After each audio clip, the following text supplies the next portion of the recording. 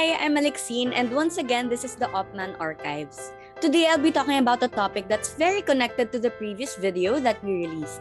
In our previous video, Arya shared her worst team experience, and today, I'll be discussing the top 3 factors that affect team effectiveness to hopefully make your team experiences some of the best. So let's start off with the first factor. Well, if you're asking me, the first factor would definitely be communication. Some people may argue that it's how people vibe with each other or the skills that they bring, but I feel that communication is still the top factor that tends to outweigh the rest. You may have heard in the previous video that a major issue was the scene zoning and a lot of messages. Of course, you don't want to encounter that because it just leads to a lot of headaches, so making really good and efficient communication channels is a top priority. This is because the end goal is to coordinate everything within a team. You can't have coordination without communication. You can't have efficiency if everyone's working in so many different directions. If you want to get everyone on the same page and work together to write, metaphorically speaking, a coherent story, then you'll need proper communication and channels set up. And so if you're looking for some tips on how to make communication effective, one really helpful suggestion would be to set up a schedule of weekly updates where the whole team can update each other on what's going on. However, it's still understandable that not everyone might be able to attend due to how things are nowadays. So async updates forms should be set up as well in order for everyone to be able to share updates. So aside from overcoming arguably the most important factor, communication, there is still something that sticks to all of us which can affect team effectiveness all throughout: personalities. Inevitably, a good number of people grouped together can have differing personalities which can heavily affect the team dynamic and eventually work output if they didn't work on it. For instance, in the previous video, they simply let person A be because they didn't really know each other well, so they didn't know how to approach him or her.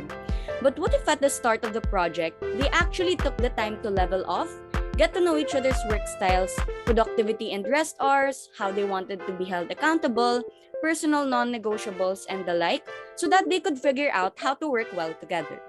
This is why the forming and storming stage in the Tuckman model are relevant in any team setting. It is important that the members really get to know each other. It doesn't even have to be really personal, but with regards to how they work, because it can be different for everyone. With this, they could know what to expect from one another and figure out how they can build up on each other's strengths and make up for each other's weaknesses. For the previous example, perhaps person A just had something else in mind on how he or she could contribute work to the team, but he or she was not comfortable enough because the rest of the team members had different ideas and ways of working. If they were able to get to know each other, perhaps they could have become more flexible and adaptable with one another and were able to produce a better output. Now that we have a team that communicates and knows each other well, we come to the third factor that affects team effectiveness: having a good work ethic among the team. As students of SOM, we hear that term a lot, but what does it really mean? Simply put, having a good work ethic means that one commits themselves to doing the best job possible at all times. Again, we go back to Arya's experience with person A. Despite the group having great communication, person A did not join the meetings, provide ideas, or even do their assigned tasks. Person A did not have a good work ethic, which ruined the dynamic of the group and lowered their overall effectiveness. What qualities does a person with a good work ethic have? A person with good work ethic possesses traits and skills like dependability, productivity, and collaboration. So if person A wanted to be a good group mate with good work ethic, he should do the work assigned to him well and on time to be a dependable group mate, and attend their meetings and provide ideas to the group to boost their productivity and promote collaboration.